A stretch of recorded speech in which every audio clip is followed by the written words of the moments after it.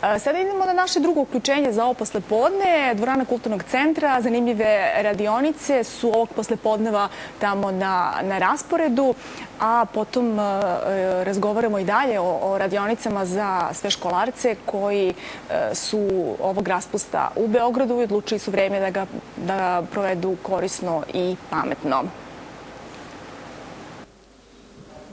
Da, evo nas u dvorani Kulturnog centra gde se upravo dešava jedna takva radionica, u pitanju je dakle Art Edu 7, znači po 7. put jedna radionica koja zapravo populariše vizualnu umetnost, ali ono što je najbitnije jeste da svi oni koji su došli u ovu radionicu dobili su mogućnost da kreiraju strip likove i te likove zatim da prebace u različite medije, da ih koriste u različitim medijima. Rezultate upravo vidimo na ovoj izložbi koja je otvorena u 16 časova, a zaslužno za to i vođa ove radionice, Ana Nedeljković, koju ne treba baš previše da predstavljam, dovoljno da kažem Rabbit Land, pa da svi znaju o kome se radi, ali Ana, ono što ćete pitati sada, koliko je teško zapravo jednu ovakvu radionicu organizovati i prirediti, znamo da je Gradski sekretarijat za sport pomogao, ali ovako nešto raditi i učiti ljude animacije je svakako veliki izazov.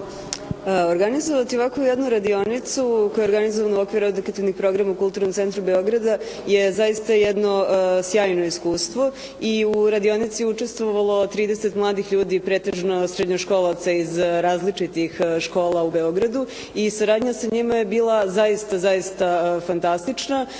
Meni kao umetniku takođe to veoma puno znači, jer pored toga što ja njima prenosim neka svoja znanja i iskustva, dobijam zaista jako puno od njih i svežih ideja i komunikacije, tako da negde zajedno u okviru ovog procesa učimo kako možemo govoriti različite stavove i emocije kroz različite vizualne medije.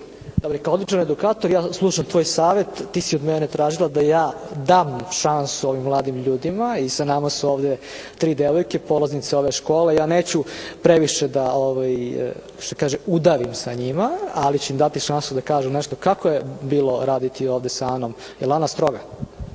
Ana nije nikako stroga, ali je stroga, mislim, nije stroga, ali... Ali jeste, a?